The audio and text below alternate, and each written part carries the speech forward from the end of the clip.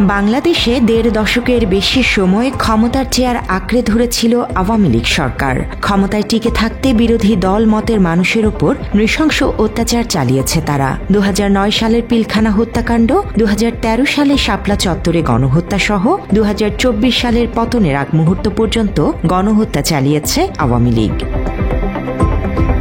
বিরোধী দল মতের মানুষকে নির্যাতন অত্যাচারের মধ্য দিয়ে দেশে স্বৈরাচার হয়ে উঠেছিল দলটি। ক্ষমতায় থাকাকালে ক্ষমতার চেয়ার আঁকড়ে ধরতে এবং ক্ষমতা হারানোর পূর্ব মুহূর্ত পর্যন্ত দলটির সর্বোচ্চ নেত্রী শেখ হাসিনা থেকে শুরু করে দলটির কর্মীরাও হয়ে উঠেছিল একক ক্ষমতার মালিক। দলটির সকল নেতা মন্ত্রীদের কথাই ছিল ক্ষমতার দম্ভ।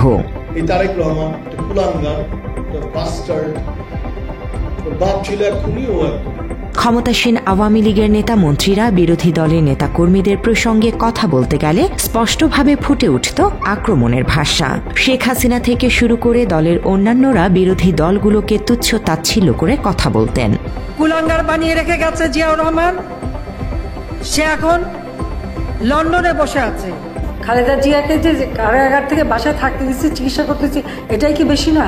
এছাড়াও বাংলাদেশ জামায়াতে ইসলামী দলটিকে রাজাকারের দল আখ্যা দিয়ে শেখ হাসিনা সহ দলটির নেতাকর্মীরা বিভিন্ন সময় কুরুচিপূর্ণ বক্তব্য দিয়েছেন। স্বৈরতন্ত্র কায়েম করতে গিয়ে আওয়ামী লীগের ক্ষমতার দম্ভ জানান দিতে তারা আজীবন ক্ষমতার চেয়ার দখলে রাখতে পরিকল্পিতভাবে এগিয়েছে।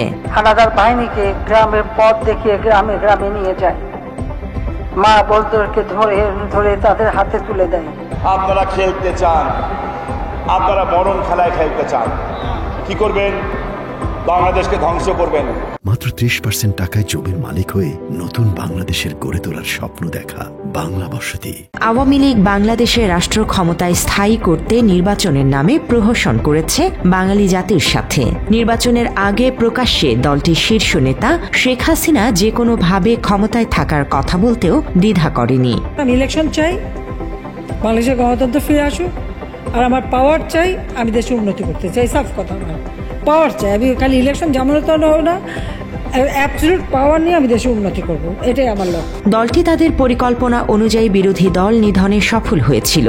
এরপর নেতাকর্মীরাও আরও বেপরোয়া হয়ে ওঠেন। প্রকাশ্যে জনসমাবেশে অসংলগ্ন কথাবার্তা বলতে শুরু করেন। বাংলাদেশ ছাত্রলীগ থাকবে এবং সবকিছুই মনে রাখা হবে।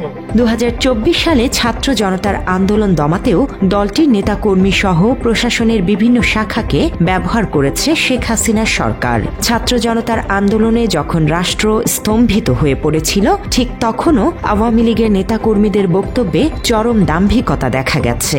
তার মানে কি মুক্তিযোদ্ধার সন্তান নাতিপুতিরা কেউ মেধাবী না? যত রাজাকারের বাচ্চারা নাতিপুতি হলো মেধাবী, তাই না?